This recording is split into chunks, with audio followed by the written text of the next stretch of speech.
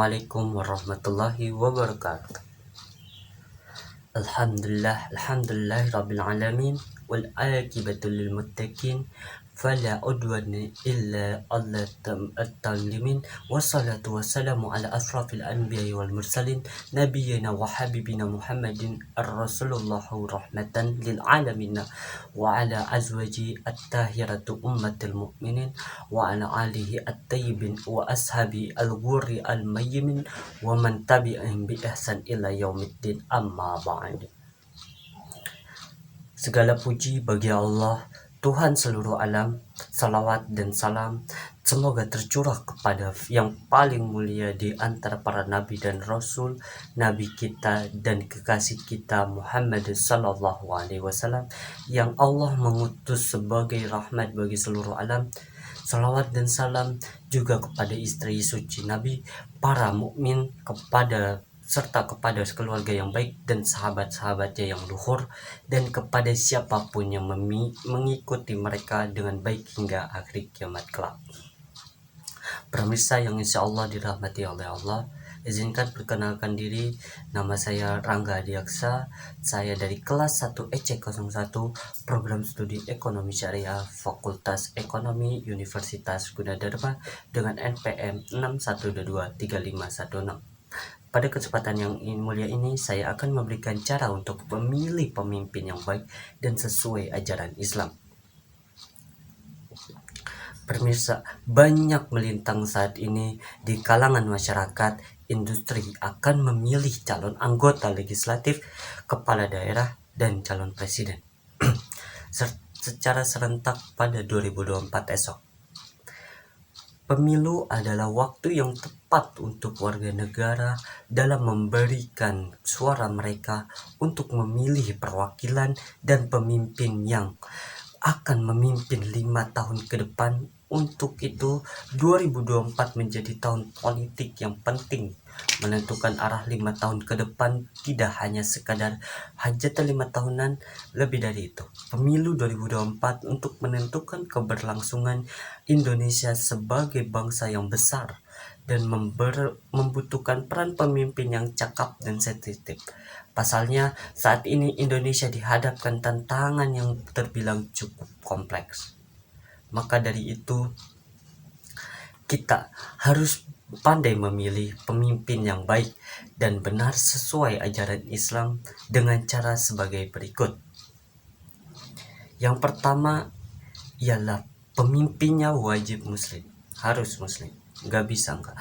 Allah Subhanahu wa Ta'ala menjelaskan dalam banyak sekali ayat Al-Quran, diantaranya adalah firman Allah Subhanahu wa Ta'ala yang artinya, hai orang-orang yang beriman, jangan pernah kau menjadikan atau kalian menjadikan pemimpin-pemimpin kalian dari musuhku atau musuh kalian.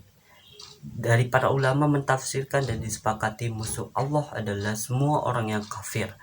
Dalam ayat lain, Allah pertegas dengan mengatakan yang artinya kurang lebih artinya, hai orang-orang yang beriman, jangan pernah kalian jadikan Yahudi dan Nasrani sebagai pemimpin kalian, karena siapa yang menjadikan mereka sebagai pemimpin berarti dia sama dengan mereka. Artinya mereka sudah mendekati tingkat kekufuran.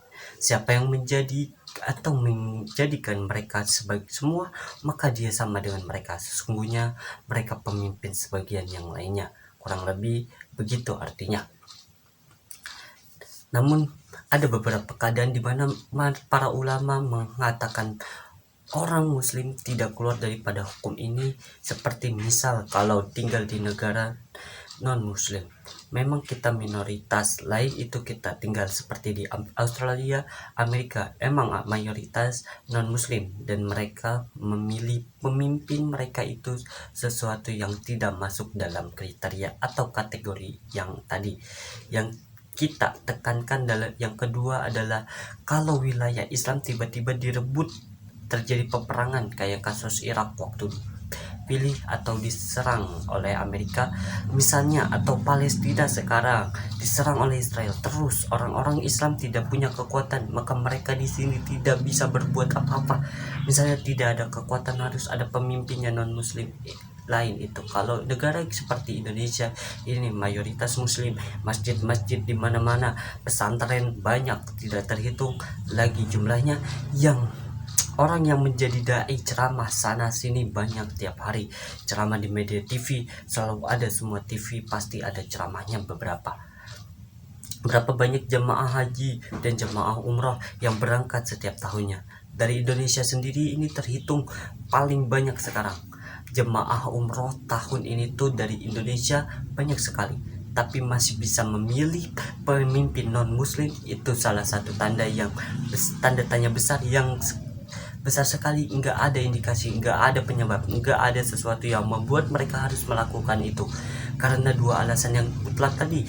Yang pertama yaitu negara kita minoritas Islamnya, misalnya muslimnya itu lain, atau kita diserang tiba-tiba dan memang tidak ada kekuatan, maka terpaksa direbut dengan negara itu kita lain. Tapi kalau negara lagi aman, apa alasannya gitu kan? Gak ada alasan sama sekali. Maka harusnya memahami hal ini. Yang kedua ialah pemimpin harus taat kepada Allah dan baik kepada manusia. Ini sangat penting. Pemimpin harus taat dulu kepada Tuhannya, sebab banyak sekali orang Islam yang mengaku Islam tetapi tidak taat kepada Allah. Itu bahaya. Ketika dimana pemimpin itu taat kepada Allah, itu insya Allah sudah pasti baik kepada masyarakat yang ia pimpin. Dia bisa menjalankan tugas dengan baik dan tidak melanggar aturan-aturan. Karena kenapa? Karena seorang yang sudah taat kepada Allah sudah pasti dia juga takut dan akan Allah, sehingga tidak akan melanggar aturan Allah dan dapat menjalankan tugas sebagaimana semestinya yang ia lakukan. Lalu berikutnya ialah pemimpin setidaknya memiliki 3 dari 4 sifat Rasul, yaitu sidik, amanah, dan fatonah. Sidik, pemimpin ialah harus jujur. Itu tentu saja sudah wajib, pemimpin harus jujur. Pemimpin tidak boleh bohong. Pemimpin jika sudah dijadikan mandatnya, pemimpin harus menjalankan program-program saat kampanyenya, program-program janjinya, itu pemimpin harus jujur. Yang kedua yaitu amanah. Pemimpin harus amanah. Sesuai dengan Al-Quran An-Nisa ayat 58, seorang pemimpin setidaknya memiliki sifat amanah, yakni dapat dipercaya. Dalam masalah kepemimpinan, amanah adalah aspek yang tak tergantikan dan sangat penting. Seorang pemimpin yang amanah akan membangun kepercayaan, meningkatkan kredibilitas, memberikan contoh yang baik, mencegah korupsi, dan mengoptimalkan kinerja tim atau organisasinya. Kualitas kepemimpinan yang baik tidak hanya ditentukan oleh kepemimpinan yang cerdas, tetapi juga integritas dan amanah yang dijunjung tinggi oleh Allah Subhanahu wa taala. Allah Subhanahu wa taala berfirman dalam surat An-Nisa ayat 58 yang artinya, sesungguhnya Allah menyuruh kamu menyampaikan amanah kepada pemiliknya. Apabila kamu menetapkan hukum di antara manusia, hendaklah kamu ditetapkan secara adil. Sesungguhnya Allah memberi pengajaran yang baik kepadamu. Imam Bukhari Tabari dalam kitab Tafsir Jami Al-Bayan memberi pengajaran yang paling baik kepada Tuhan. Al-Bayan fi'il takwil, Al-Quran mengatakan bahwa seorang pemimpin wajib hukumnya untuk menunaikan amanah. Asalnya, membangun kepercayaan adalah dasar utama untuk membangun kecerdasan kepercayaan antara pemimpin dan masyarakat. Berikutnya itu sidik, amanah, dan fatonah. Fatonah ialah cerdas. Pemimpin harus cerdas. Bagaimana untuk membangun negara, bagaimana untuk membangun suatu wilayah jika pemimpinnya tidak cerdas.